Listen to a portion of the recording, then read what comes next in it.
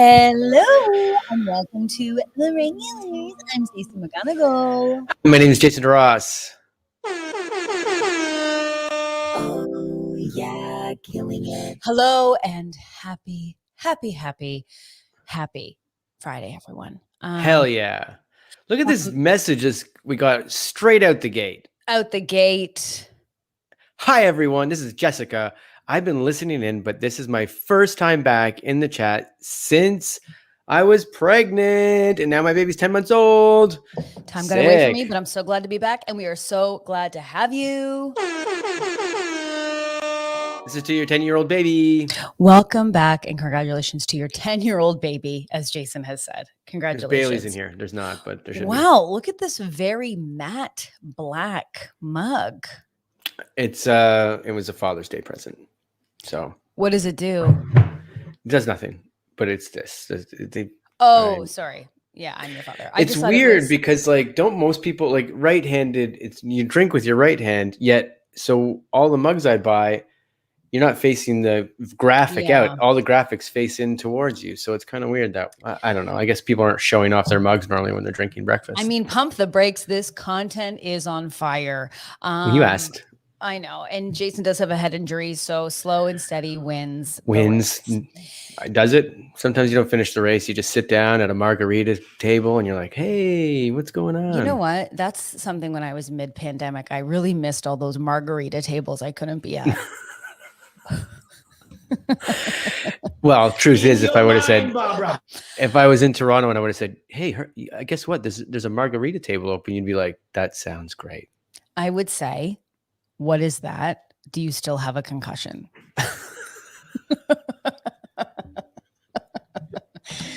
Right? Okay, so let's just get it out there. I am wearing a tank top from Lululemon, and she's a rich girl. It's going to found. No, I'm not rich, but these are they're way too expensive, let me tell you. And I've worked at a Lululemon, and even then I was like, this is far too expensive. However, it is a deeper cut than I usually go, but I bought this one in a black version of it. And I asked Jason if it was too booby, but I worked out and showered and it didn't take, and I'm still sweating. I didn't know how to answer that. I was like, it's deeper than you normally wear. So that's kind of up to you. I don't know what to say other than, it's so crazy when men are like, I couldn't answer that. It's like, you're not because I think it looks, me if I'm like, hey, are my boobs too out? You can tell your friend. Yeah. And that's just it. I'm like, I don't know. Cause my problem is with you, I'd be like, no, it's fine. And then you get on here and the chat would be like, what are you doing? You'd be like, Jason, I asked you and you're a fucking idiot. That's how that would go. So here's the problem, Jay, is that you have to stop imagining this scenario, because I feel like it's stopping you from really getting to stay present in our friendship and getting to check in with me every day. Because I don't do that with you. I know, because wow. What's the wow? Barbara. No, I just think I was correct. I have medical records right here.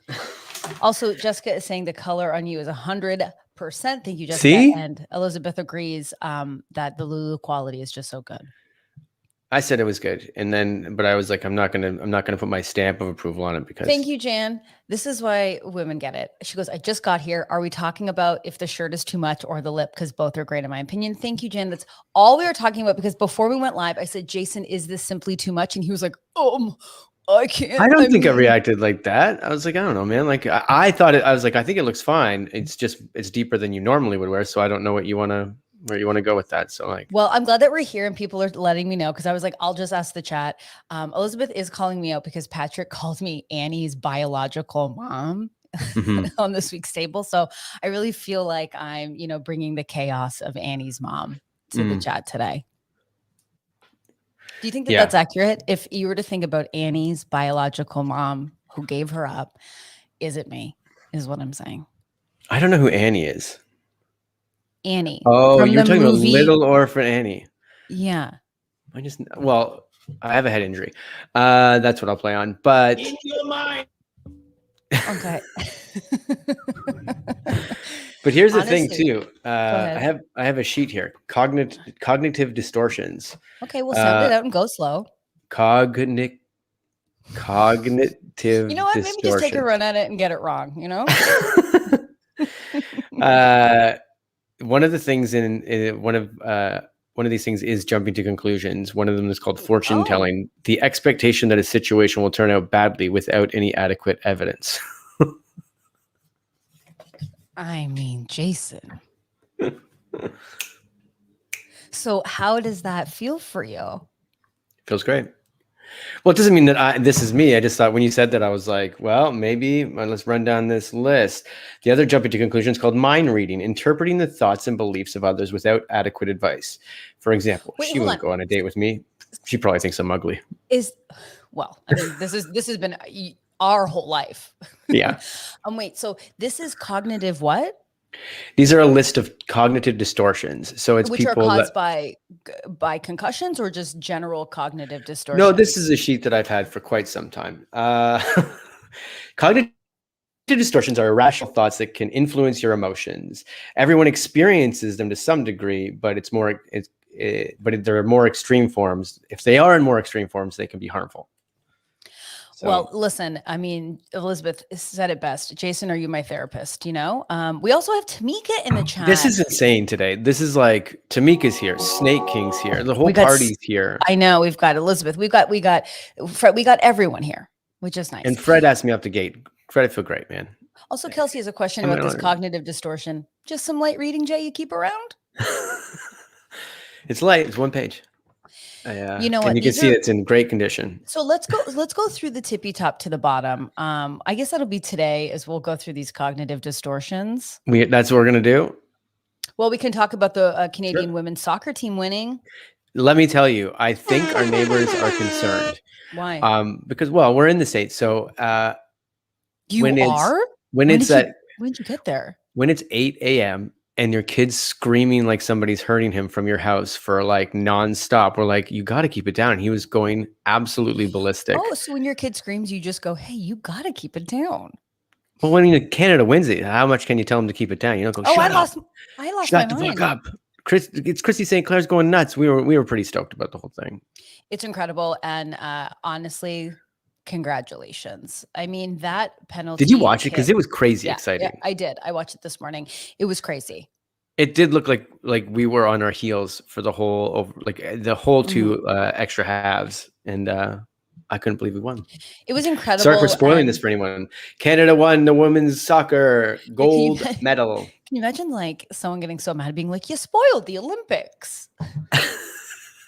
I'm taping it all. I'm gonna watch it in like a week or two. I was gonna get around to it. I just had to finish Breaking Bad.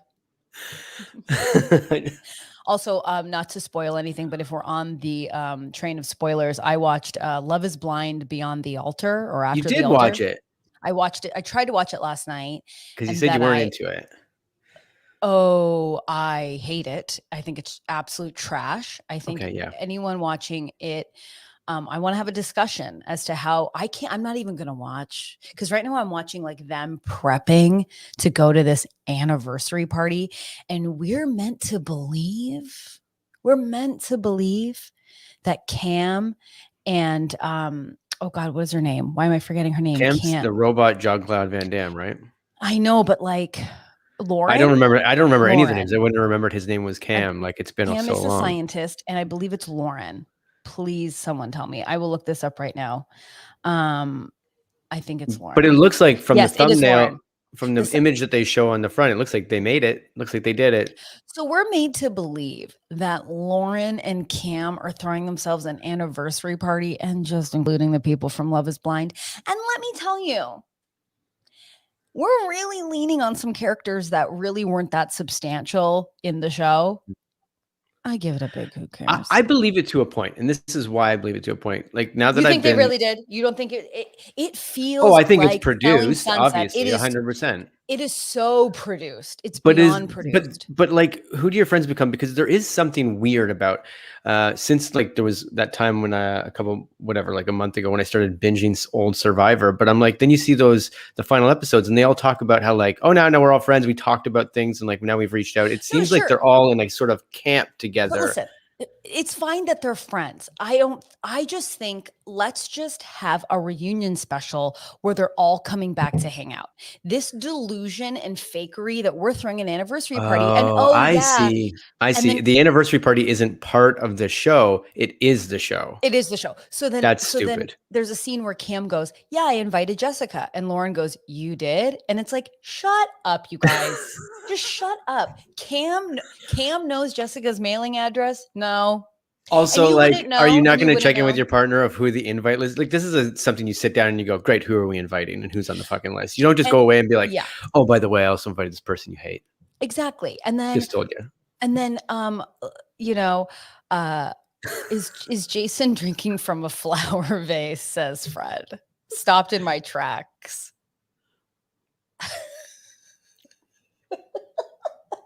It was Get my a water backstage. bottle. It was my backstage Stein when we were together at Second City. That's very fun.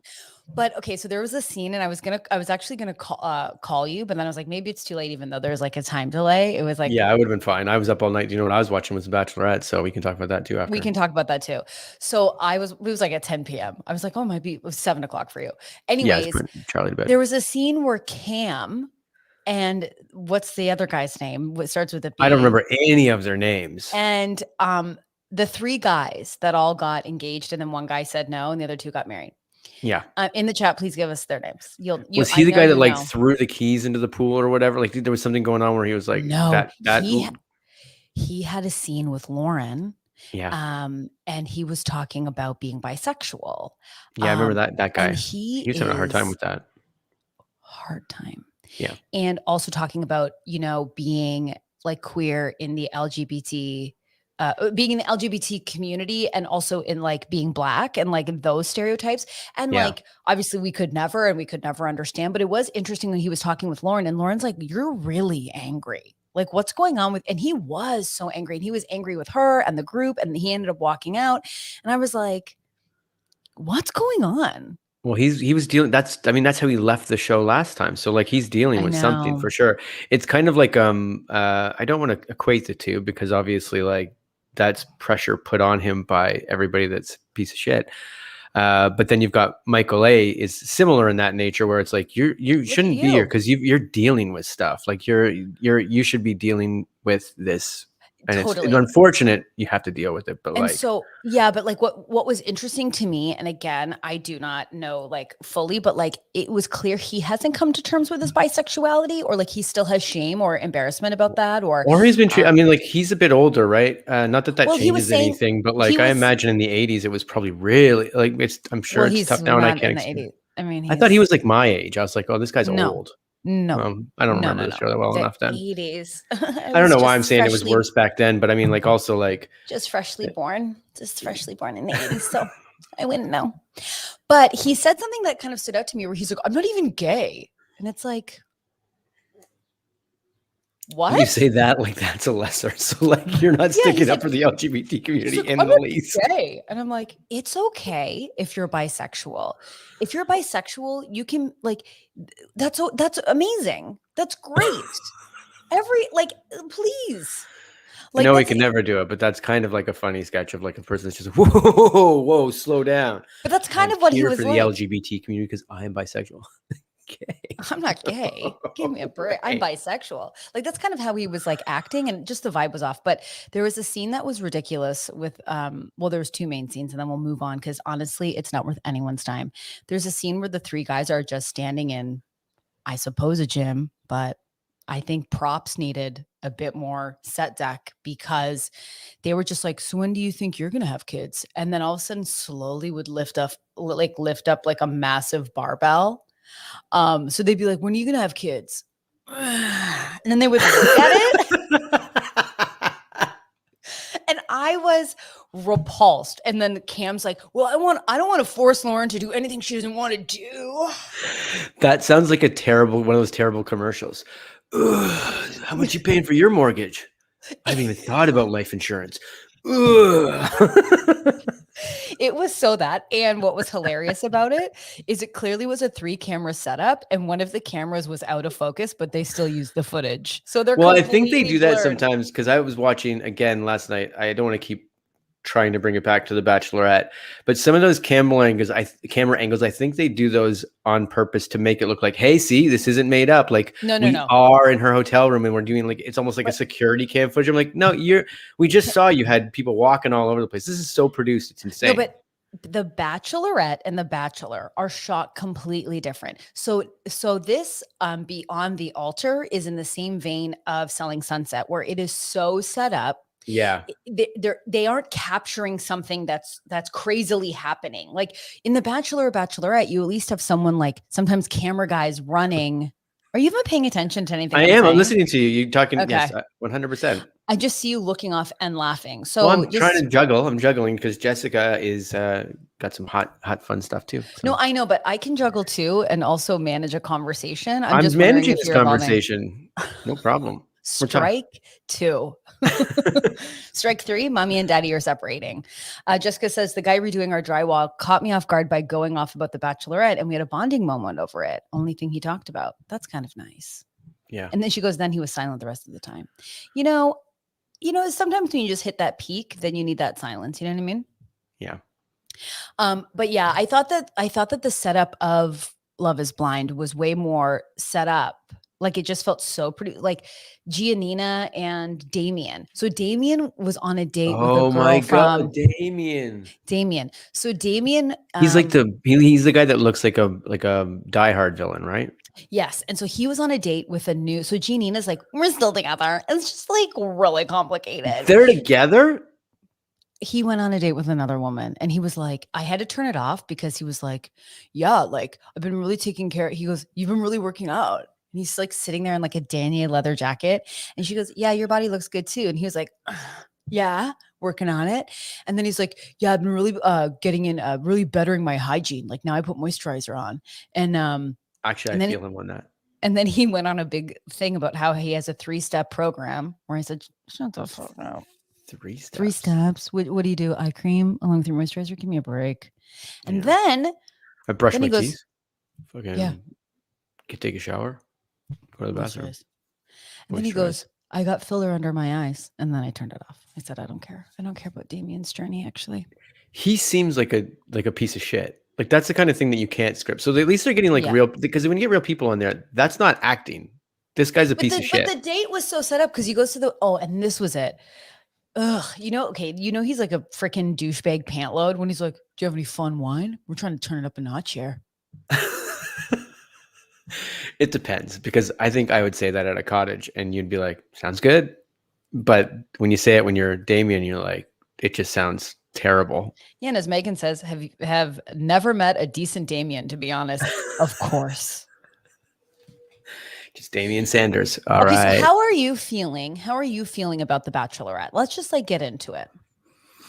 I mean, like there's parts of it that I just hate. So like, and I even put this on the Discord last night because I started and I was 2 minutes in and I was like, I can't watch this. I hate Blake. I hate him. Why? I don't know. There's something about him that I just, when you catch somebody and you're like, something's underneath there that you are fake. Not in the show. Not like they're all fake on the show because you're all in front of a camera and you're trying to act it out. But he's fake in a different way. She's going to choose him. Well, she has to now. But like, I was so upset when I found out he was from Hamilton, Ontario, because I only found out last night. I didn't know he was even Canadian. I told you he was. Well, I was thinking Brendan the whole time. Like I knew Brendan was Canadian. They played hockey straight out the gate. But then he goes, I'm going to take you to Canada. And I was like, this is like a Simpsons episode where they do a parody of Canada. And they went even farther by sipping maple syrup. And he's like, this is what everybody does. I was like, fuck you, dude. I don't even think you're Canadian. I don't think you're from Hamilton, Ontario. Well, I think you're giving us things, and I know that it's the producers that make it up. It's the producers. But I couldn't, as a person, be on that show and buy into the producers. Like, no, you got to drink it and tell everybody that you guys drink maple syrup. I'd be like, fuck you. This is where I draw the line. This is my moral line, and this is where I draw the line. Canada, we don't drink maple syrup. No, we don't. But I'm not surprised because this is why I hate hometowns, because it's like, well, hometowns in this COVID times. Like driving around in a horse to be like, let's go get some crab. And now we're in Baltimore. That was fucking ridiculous.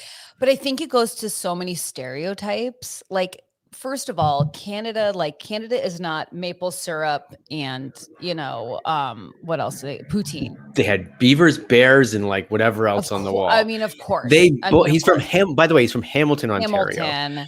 Remember, if you're Americans, think about this. Canada geographically is bigger than the States. And Yes. you got to be like this. Is somebody in New York the same archetype or stereotype as somebody like in Florida or Montana? And you're saying a guy in Hamilton, Ontario, bull rides. I dare you to try to find one bull ride machine within 100 miles of Hamilton, Ontario. I bet you he does at like a weird bar called like Cowboy Rick's. But he's got to drive super north to get there. It's like a cottage weekend thing or something. But then if you're an adult and you like, it would be the type of bar where like you'd be like having dinner with friends and going, remember Blake from high school? Like apparently like my niece's like friend who's like 19 saw him at Cowboy Rick's and he was like getting everyone polar bear shots. He's still going to Cowboy Rick's. Do you know what I mean? Yeah, he goes in there on firefighter night. He loves it because the ladies just go there just horned up. Loves it. Horned up, and he's loving it. But you know what's really crazy? My niece doesn't know for sure, and like she would never want to speak out of turn, but he was like asking to like a shot of maple syrup, and everyone's like, we don't have that behind the bar. He's like, don't worry, I'll just get it from my bedside table. Yeah, where I keep it. Let me tell you, I can tell you right now, if I saw anyone sip on 911 Wednesdays at Cowboy Rick's, that's Blake. But can I tell you why she likes Blake? Can I tell you? Because he's, do you want me to give you my drama guess first? Because he's no drama.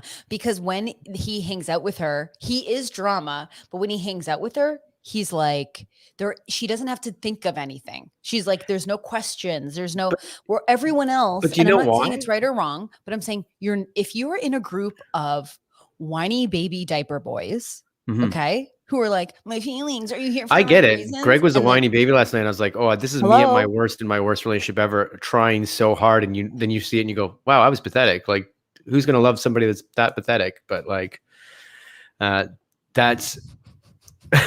Did somebody just walk into your house? No, it was just like, wow, you've really been reading that cognitive distortions paper. No, I get it. I knew this one a long time ago. Who's going to love anyone so pathetic as us? No, I was in a relationship once where I was like, I tried so hard because you see the person pulling away. So then you try harder and you try harder. But then you realize, you look back on it, you're like, well, you were just becoming more and more pathetic. So like, of course the person's going to push away. However, I will say this. This is why I think she's going to pick Blake, or this is why I think they're so good together. When you say no drama, there's no drama because he knows what the show is. Yeah. He's just playing into it. The same way he did with the Canadian thing. He was like, yeah, you want me to do that? You want me to say that Canada drinks syrup? No problem. And she's also like that. Like she's into this show. Like the whole Greg thing that came from that one moment that was so like nothing, we should have just moved on. But she did play that moment.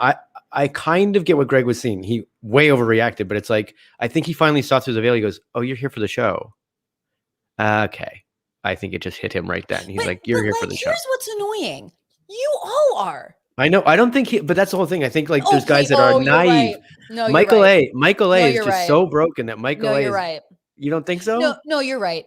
People who really want to find love and they're not interested in fame in any capacity, go on a 20 season long show. Well, I'm not saying it's not in any capacity. Submit an audition tape, another one, do a callback, a psychological test, a camera read. Then they go, yes. And they are all there for the right reasons.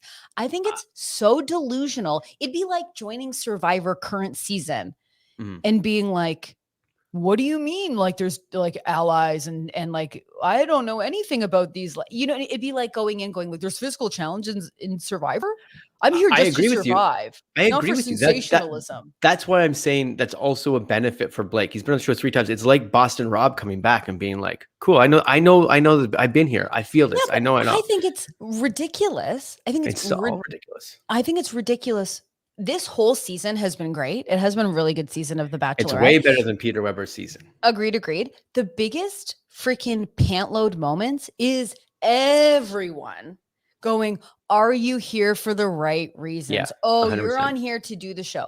You're also on here to do the show. So don't come at me and be like, you're here to do the show when you are here. And I called Greg to be a slimy little loser, and he is. I watched it and I was like, he's gonna watch this back, and I hope that he sees like how terrible he was to Oh, her, I'm because he sure he did not will when listen he's to a on thing, and I was Bachelor in like, this Paradise. this is terrible. Your actions are terrible in this moment where he just shut down and stopped listening and was just like, no, Yeah. you think this, and cut her off and was like, you think this, and I was like, I see where you lost it there. Like I said, I saw the moment where I was like, he finally figured out, he's like, oh, this thing, because whether he's there for fame or not, I believed Greg was actually like, I think I am actually falling in love with this person. I think I believe that. And I think Michael A was also, I didn't see Michael A leave. I don't know. I was like, where the fuck is Michael A? But like, I feel like he probably was just also realized, he's like, I'm not well. I gotta go.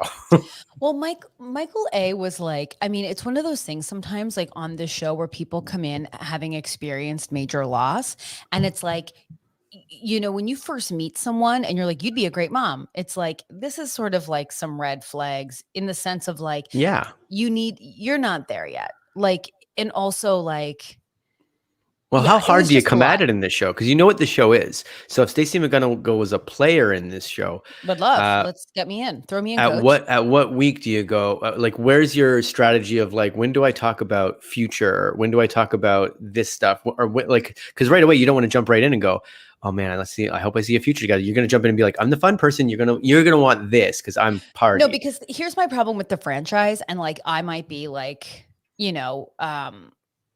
I may be a bit naive in my wants from this program, Mhm. but like I'll never forget Rachel and Peter. Okay. And Peter was like, I really like you. I just don't know you enough to propose to you. Yeah, Like, that's but great. I want, like, if you want to have me at the end, like, let's date, let's get to know each other. And she was like, no, I want to be engaged. Like, it's like this, sort of, and it's like she's been produced too, and maybe, and he probably wasn't the one anyway. So she was like, goodbye. But like, I feel like there's this like morality sort of like veil around the Bachelor and Bachelorette of like, you're here for love and you're here, like, you're going to get married. Cause like that's the purest form of love. And it's like, I don't care about that. I don't need that. I would like a regular dating show where like, I don't even care about the proposal. I actually find the finale some of the like the worst part. Let me ask you this then, because I have a Please. theory as well. Because oh my goodness, I can't remember his name. Because he left only like 2-3 weeks ago. But who's the one that walked off and then left her a note and was like, "I'll be here for you right now." And then she's like, "I want you," and he's like, well, not right now." And he walked away. Who was that? Oh God, yeah. What was his name? Please save us in the chat. People are screaming at us listening to this. I can't remember, but Where's Jenny Cirillo? She knows this. SOS, Jenny. But like now, and again, Michael A left as well, right? Like she didn't Yes. kick him off. Michael A left. No, he left. So now 3 guys, when it comes down to like the top 6 or 7, have walked off this show. Yeah. And they've done it in different ways. Do you think all of them were vying for Andrew? Thank you, Megan. Do you think all of them were vying to be the next Bachelor, and they're playing it in very different strategic ways? Like Greg's just playing the sucky baby. He doesn't realize how sucky he's coming off, but he's just like, no, his goal is to be the Bachelor, or Michael A's goal is to be the Bachelor now. So they're like, I'm near the end, so I'm popular enough now, and I've shown myself that I'm a good guy. So now if I get out of here, I'll be the next Bachelor. I think the world has changed.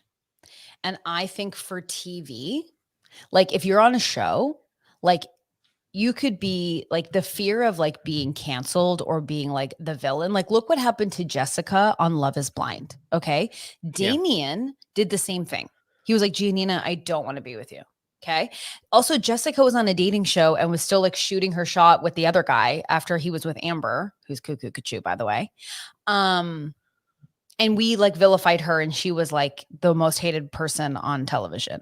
Right. Yeah. And then they got to go back to their normal lives and be hated. And they're public. hated. Yeah. So like, I think like instead of staying on the show, this is like a big reach maybe. And this is like maybe an overarching thing, but like it probably is better to leave than to like deny, than to like get to the finals. Do you know what I mean? And be like, no, actually not. And then you're like this mean guy.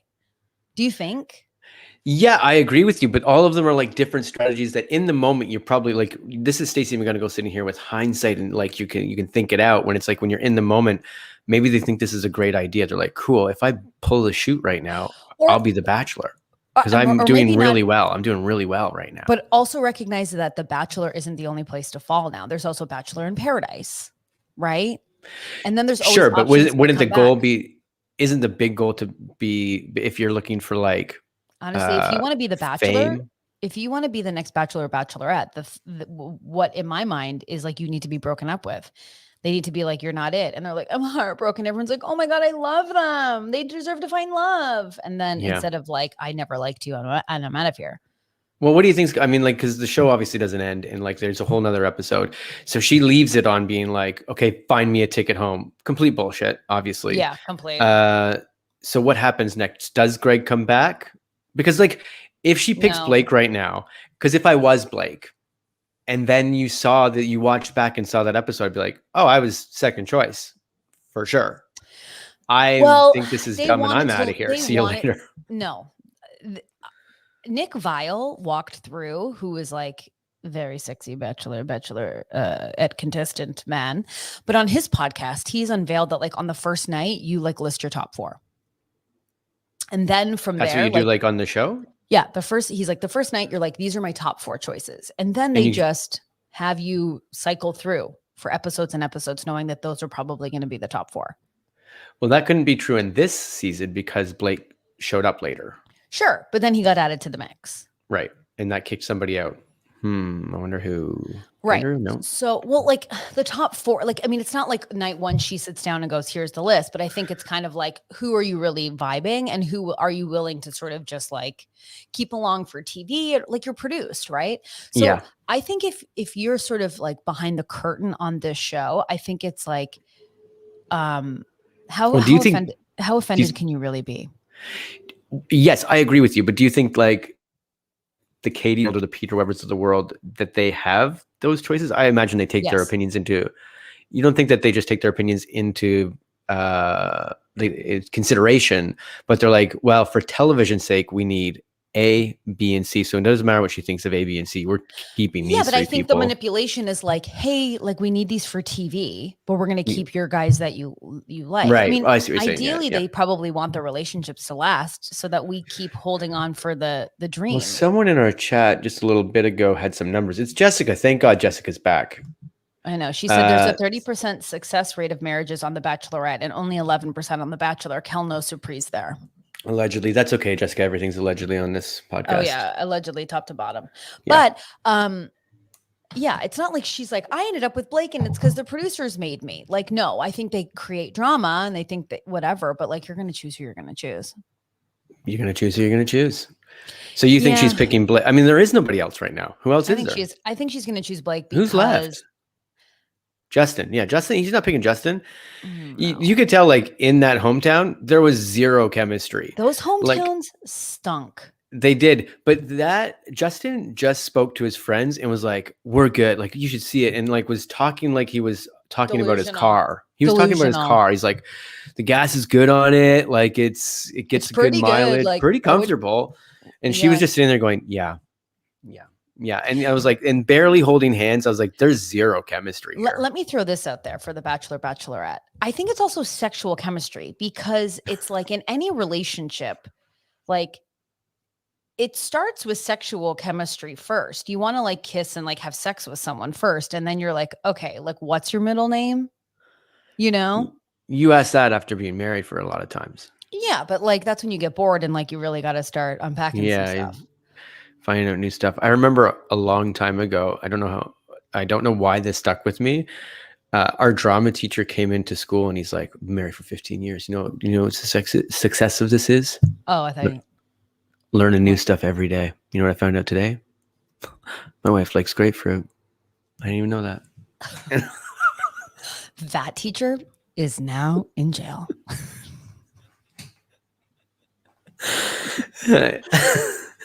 Why are teachers so fucked up? Yeah, I don't know. I like don't know. not all of them, but everyone has a weird, I mean, we've done so many episodes dedicated to weird teacher stories, but like there's always like, I'll never forget one of these teachers of mine in English was like talking about Shakespeare and then just went, and my milk expires today. To be, we were like, what? Did I leave the stove on?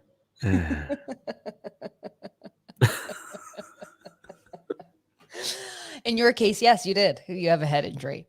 Ow. Yeah, I think she's going to choose Blake. And I only think it's because it's like in the sea of emotions, it's refreshing to have someone. And I'm not saying he's good and I'm not saying he's the right choice by any means, but it's like, I'm sure he's exciting. He makes her feel sexy and he's like, whatever you want, babe, like dealer's choice, like whatever. Instead of Greg being like, I can't believe you did that. I just thought you were a better person. So I know, that's and who she you didn't. are. She So didn't that's do who you anything. are. That's the other thing is she didn't do. It really felt like. Yes. I don't know if you've went through anything like this, but it felt like a high school party. We talk about that couple that's like at the bar or whatever, but then they have like the public fight, but it's a whisper fight, like just outside of your ear reach, but you can kind of hear what's going on because they walked into that hallway and they're just like, I don't know. It's just like I can't. I thought we were on. I just don't know if I could trust you. Oh, it's so annoying. You and that can't trust me. It's just like I don't know. Do you want to go outside? Yeah. And it's like it was so. And that's him on TV. I know. I'm actually worried for him. I'm not gonna lie to you, because when the way his family talked about him and the way he's talked and like how sad he actually is, I was like, he's gonna leave the show and things are gonna go very bad. Is he sad or is he insecure? Well, he's like, sad. I mean, he is sad, but he's like very sad. But where's that coming from? Because that's his not father anyone else's. passing away. I know, but I'm just saying, like, whose responsibility is that? Like, I don't mean to sound harsh, but like him, like putting his pain on Katie, like. Oh, I'm not saying he was right at all. Yeah, that's like he's right to ask those questions, like, and it's also okay to like be on a show and then get swept up in it. And then, like, I mean, look at us at Second City. Like, you get swept up in this bubble, and you think that this bubble, everything's the most important thing. Is the most important thing. And like, I remember, like, you know, my boyfriend at the time being like, "This is just a show," and I remember like face covered in mascara, being like, "This is just a show," and he wasn't wrong. It was just a show, and I needed to pump the brake. So, like, I can understand him thinking, forgetting the reality that this is also a show. This is a TV show. That's what I meant before. I believe that Greg maybe originally came for like fame or whatever, but I think he's caught up. I think he was sincere in all the things that he was doing. Him and Michael A. No, because I think they are broken people. I think they're broken barking, people that ended up on TV. If you hear barking, it's Burger's having a massive. Oh, okay, there we go. He's just having a big old dream. Can you pump the brakes? Is he asleep? Yeah, fully. That's awesome.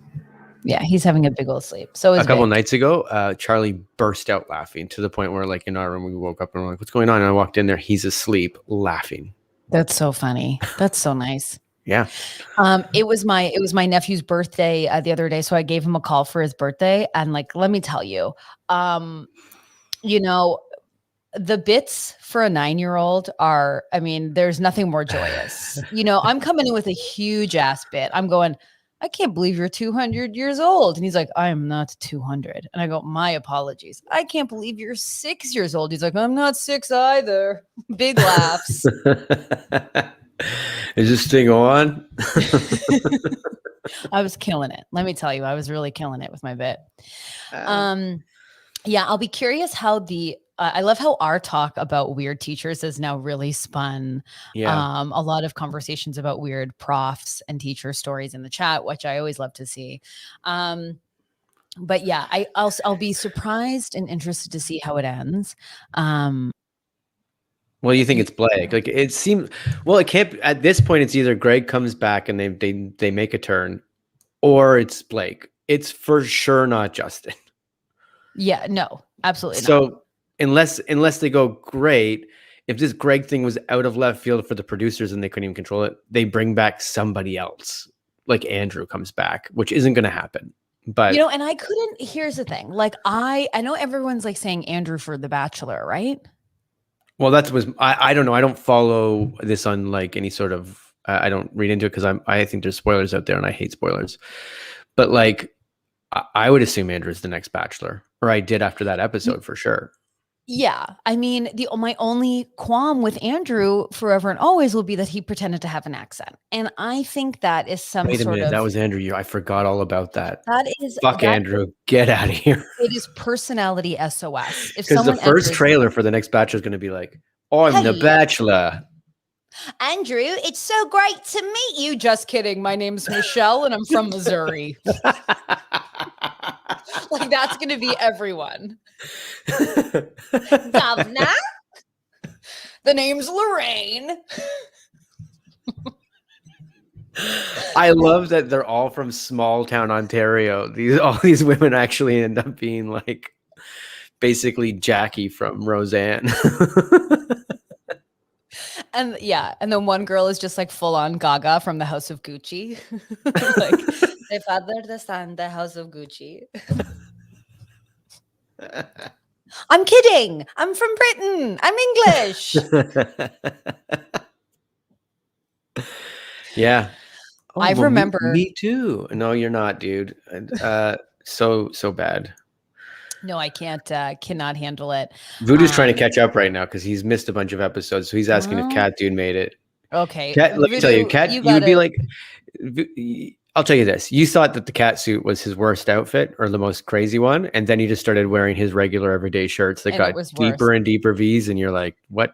Put the cat suit back on. His shirts always look like he went through like the Maid of the Mist in Niagara Falls. Like they all just seemed a bit damp and very unbuttoned to me.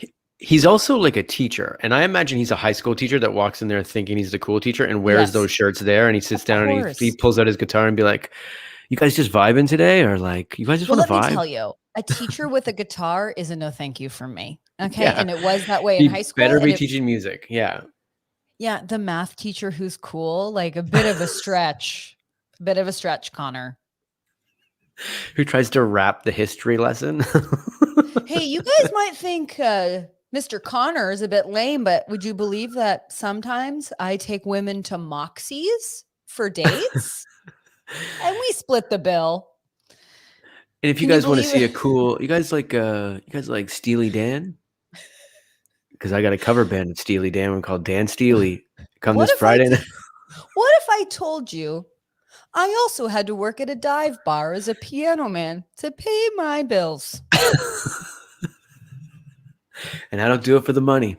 I need it, but I don't do it for the money. I do it for the chicks with huge tits who I disrespect. And I'm going to talk about this on The Bachelorette coming up. Remember when he like revealed and I thought like he was going to have this big omission of like, and now I'm sober, or like I had this big. Yeah. And he was like, I cheated on her. It's like, yeah, man, you reek of it. I forgot that's where you were getting the piano thing from. That was true to fucking Connor, piece of garbage. I'm only imagining, and again, we're going to Cowboy Rex, and there's Mr. Connor playing on the keys. There's no. I imagine he's the one like on the bar with the bottle, like feeding people shots as they put their mouths up like they're baby birds in a nest. And it's just like, ugh, ugh, ugh. Okay, Jessica's really killing it in the chat today. She goes, "My best friend is now friends with our high school history teacher, and he hit on me last year and told me that he was going to ask me out until he realized I wasn't single." Who? What? Get out of here! I was about to say, yeah, because Jessica has a 10-month-old child. So this was just last year. You were hitting on somebody who was just about to have a baby. And that's a guarantee at Cowboy Rick's. If you're pregnant and you need a boost, go to Cowboy Rick's. They don't care. Yeah. I love that glow you have about you. Can you help me stand up, please? Sure. How's your bladder? This is a huge hard turn, but I know we're coming to the end. And I did want to tell you, about something I did yesterday that like I know you can't do because of the injuries that you're dealing with. Can't do But much physical stuff right now. I went to. Do you have F-45s in LA? I don't, but I know because we talked about this. I know what you're talking about, and I saw Patrick has a Instagram in front of one the other day. Right. So Patrick, I bumped into Patrick and he was like, I'm going. And I was like, you know what? I'm going to go too.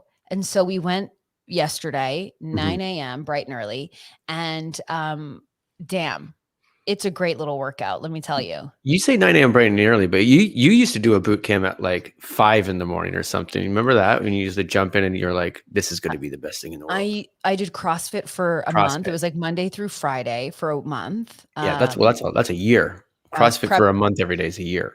I was prepping for my wedding at the time, and good, I put that prep in.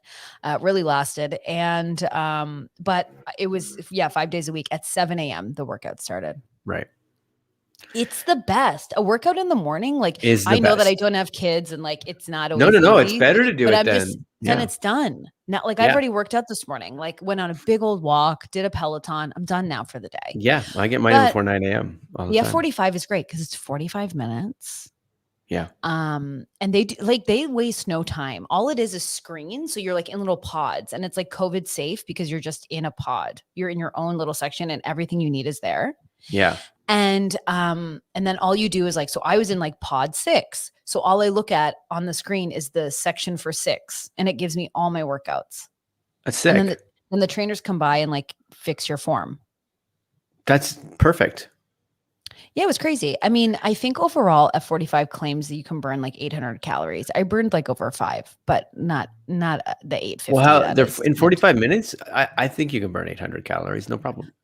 I didn't, and I was dying. Wow. Then they made me sign a waiver. Calories to burn. They're just like, you have no calories. You got to keep. Oh my God. Well, I mean, yeah, we can only hope. Anyways, I thought I would pop that in, and I got my hair done. I'm feeling like revived. Look out.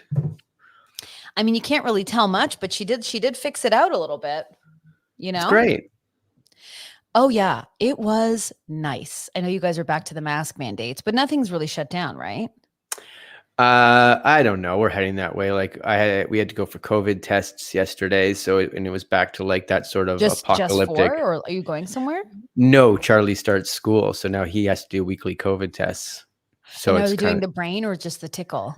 It's a Q-tip in the nose. And it's not the far one it's because it's for kids. So I don't know. I guess they know from the nose now they're up to date enough that they are progressive enough that they could just Q-tip the nose. And they go, great, negative. And they get the test results like within like 15 hours. So it's all pretty fast. Whoa. So, but it is like, it's a puck. I don't know. I bring that up because I don't know where we're going to be a week from now because the numbers are going up. It's all crazy again. Mask mandates are back in effect, and maybe it'll go further. I don't know. I mean, I'm still wearing the masks. Let me tell you.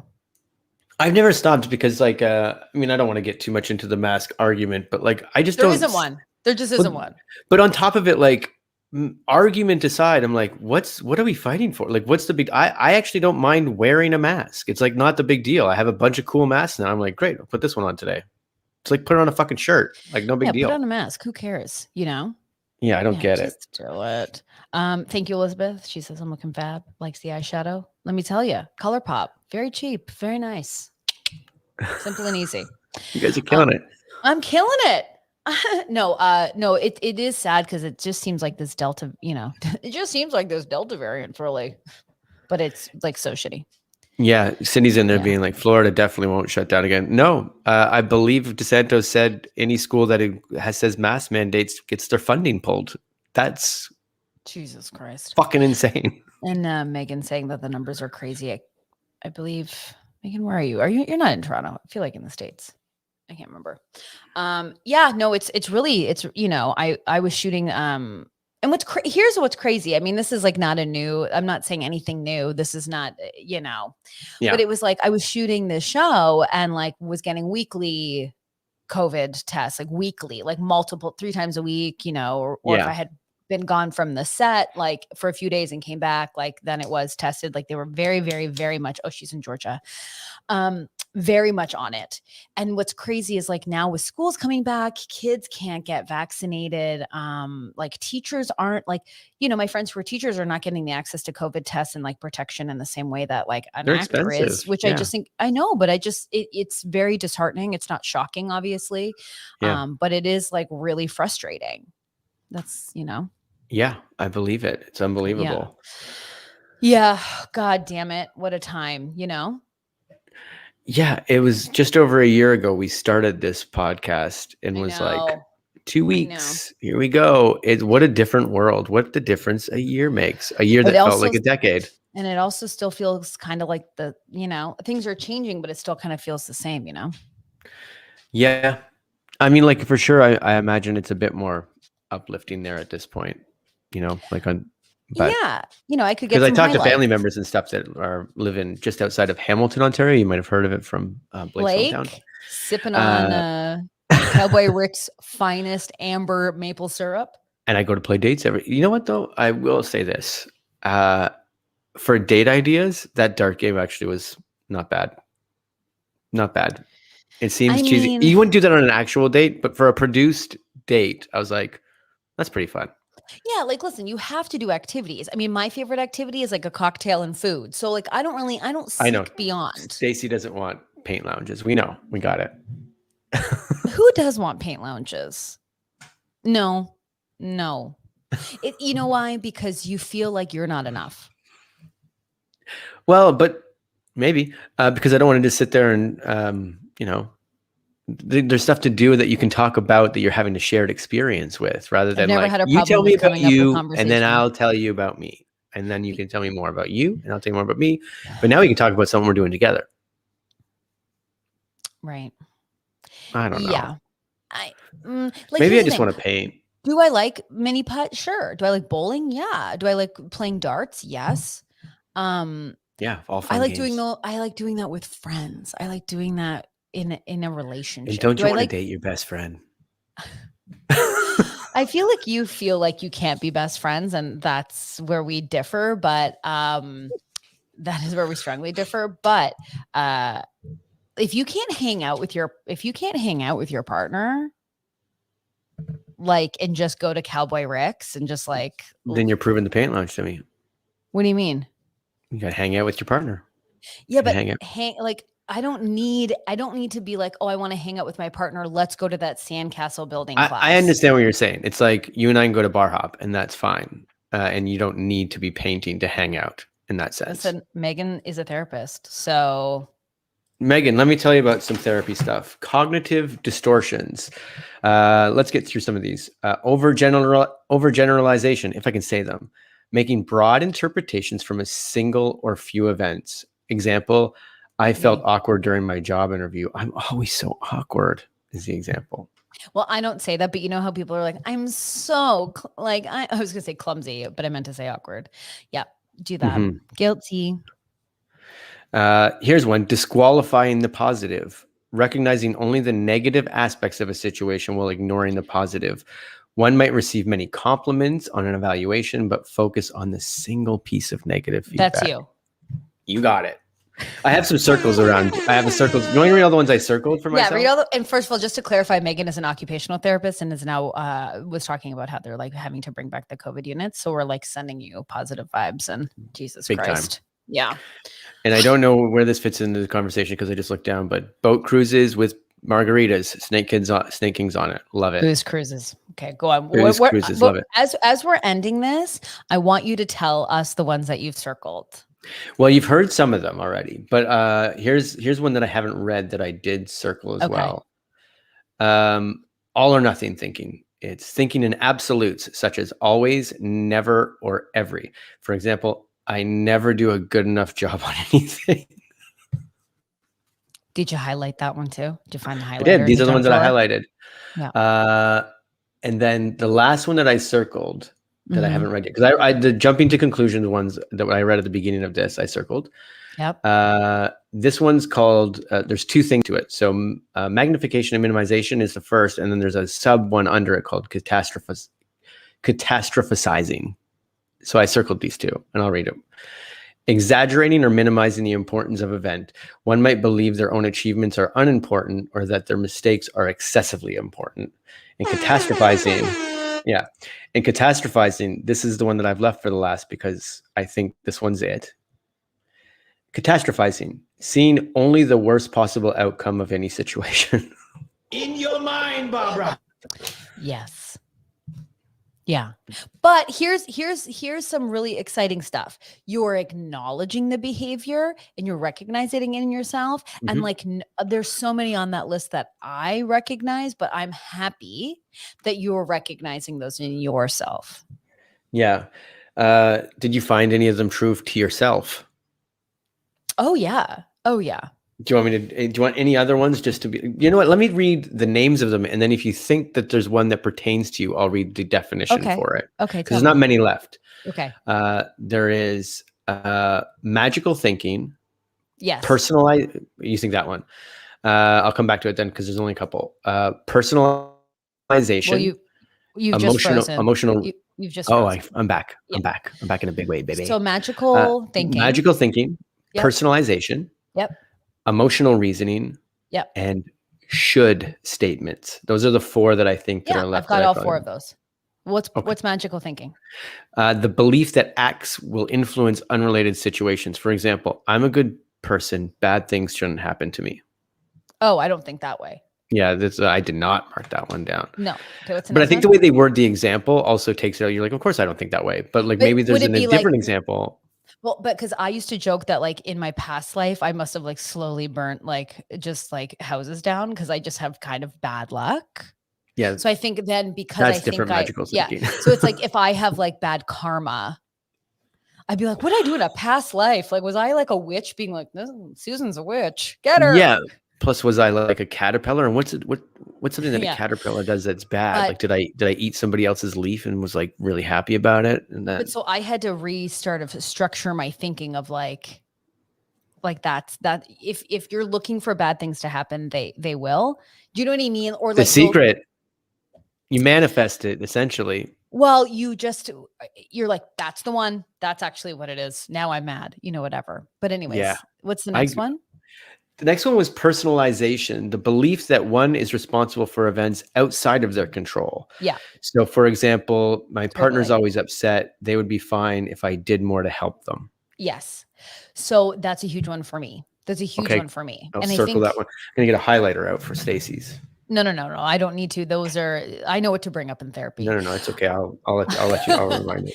No, that's a huge one. It's like, and that just comes from like childhood and, where like you're, being blamed or like the reasoning for things that are just so out of your control or things like that you didn't ask to happen. Do you know what I mean? Like, because of you, we're in debt or because of you, this happened. And it's like, I didn't ask to be born.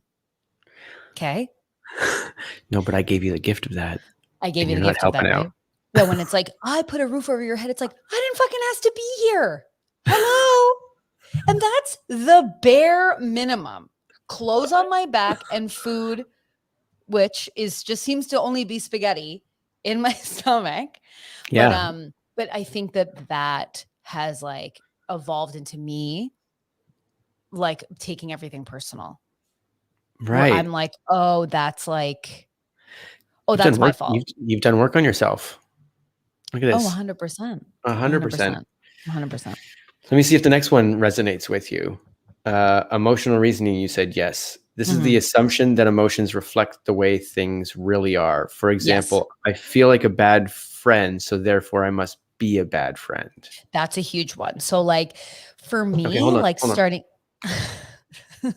for me, it was realizing the layers of emotion because like growing up, I was like, the nuance of things was I didn't have. So it was like you were angry or you were happy. And so let's just say I got mad at a friend. Then you go to hate or anger instead of like, oh, this person hurt me but I still love them. And maybe they didn't mean to, and we can reconcile. It was just like, you're cut off, you're done. right? So it's like, or I'm You're like the angry. Genghis Khan of relationships. It's just like, well, not anymore, but like, I can see, but then it was like, I'm an angry person, so thus I'm a bad, or like I've made these decisions in an emotional tornado, and thus I am that person. Your like 21-year-old birthday party must have been Survivor. It was just like someone goes and grabs the last beer, and you're like, get her out of here.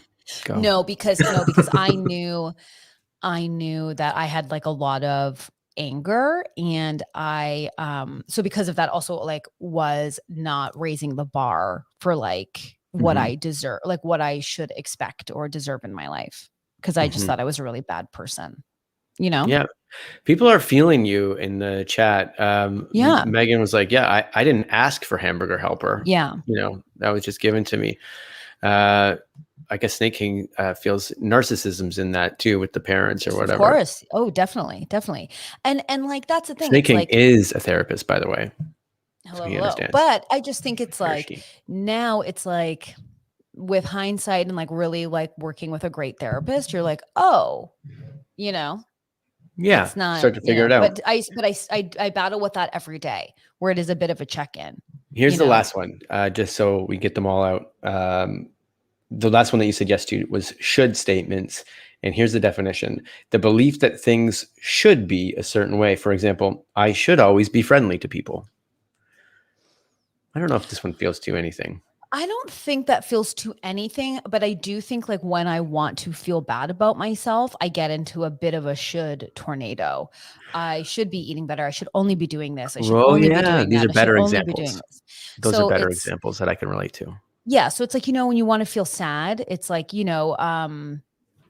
very easy to like, I feel like my upbringing, like the bad narration in my head as to why I'm a bad person or why I'm not happy enough or whatever. It's like, that's sort of ingrained in me. So it's like, great, I go to the shoulds, Yeah. I feel like whoever wrote these examples has to probably seek some therapy themselves, because like they're all in the same vein, sort of. They're all like, you need to explore this relationship with your family and friends, because all of these examples lead to. You need to explore those situations if you can, and it's within your realm. Talk to a therapist. I'm going to tell you, I'm just going to say it straight up. This person has like Michael A. Talk to somebody, Michael A. needs to talk to someone. I honestly think everybody should talk to somebody. And I think everyone, if it like having a therapist that you love or that you can afford, it's like, it's such a privilege, but like, I will tell you, like, if you can find it. And and I've said this a million times and I'll keep saying it. I was so very fortunate, lucky to find like a subsidized sort of therapy when I didn't have the funds.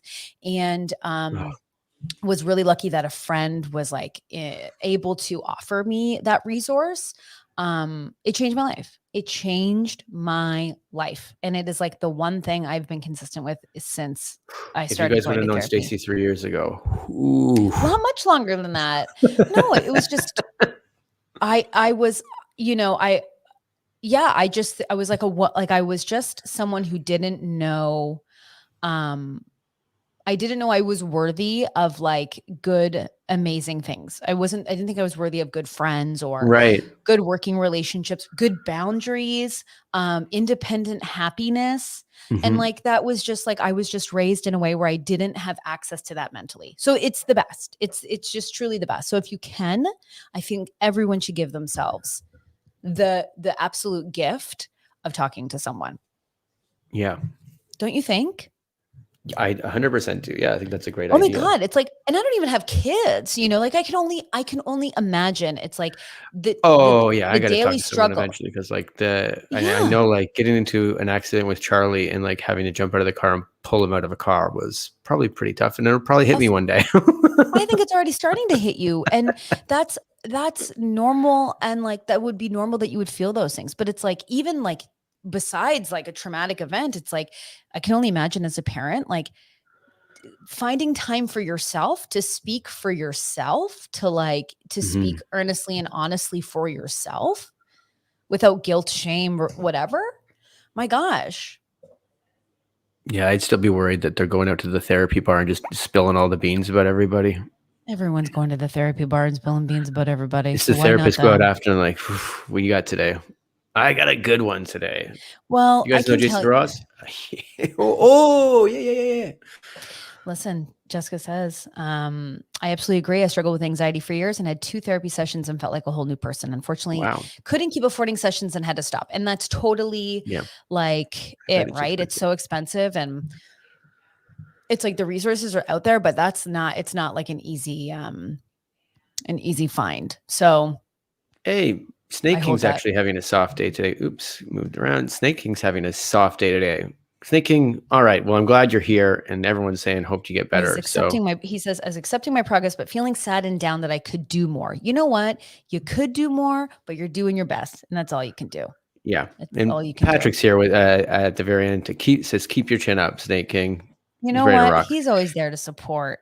And Kayla jumped back in too. I love how you jumped back in right at the very end of the podcast. Oh my God, I'm back. Work has been so busy. I had to actually work. LOL. You know what? We're all trying our best. And Snake King is saying he's trying to realize their feelings and accept them instead of trying to ignore it. It's the best thing you can do. It's not the easiest thing you can do, but it's the best. You know what I mean? Jason is completely frozen. And thus, with a frozen J and a perfect timing. Perfect timing. Thank you all so much. On Patreon, we announced that this will be the last month of the Patreon. We had some big news. I will be moving soon. So grab that hobo pack and just start choboing down the road, man. Yeah. So we will be going on a hiatus for a few weeks coming up. But we are going to be doing a farewell Patreon with a lot of fun events to say goodbye to the Patreon. And we'll have some news coming up in the next couple of weeks with the podcast about like maybe shifting it to a different day, or maybe we won't be going live. So we will be keeping you all abreast. So next week is our last one for sort of this, if we call it a season or something for now until the hiatus, then. Yes. So we're going to be ending the Patreon with a bang. And then next Friday will be the last live for a little bit while we sort everything out, while I unpack and pack the move. She's moving to Willy Wonka's chocolate factory. In a way. So more will be revealed. I do feel like a secret little YouTuber, but thus we are that. And is there anything else? No, I mean, we just casually dropped that big news at the end of a pod. No, we're out of here. Anyways, it's been great. We talked about it on the Patreon. We did bring it up on the Patreon, and people were kind of like alluding to it in the Discord a little bit as well. Well, I'm moving out of Toronto for a while for a gig, so I will be gone for quite some time. But we will be doing the pod, but I'm going to take a few weeks to figure out what that looks like. So I'll be here in my room waiting. Come hang out with us. Yeah, he's not moving. I've told him he can't even go take care of anything. He stays in that room. But we will be having a big old party next Friday. So please come join us. And we adore you all so much. If you're already on the Patreon, you're going to be getting some fun events to say goodbye on that platform. But yeah. I love it. Love it. It was so good. There was so many like people that we haven't seen in a while in the chat today, which is so awesome. Welcome back, Snake King and Tamika and Kayla popped on and everybody else. And it was Jessica who started this whole podcast with like, hey, it's been over 10 months. No, you guys have all been great. So we're excited. So come on out on next Friday. We'll do maybe a classic little cocktail and a little Tara. Ooh, not you. I can't do cocktails yet, but I'll do a mocktail. How about that? We'll do a fun mocktail. But we adore you all. Have the best weekend. Stay safe. And we will see you all next week. Bye.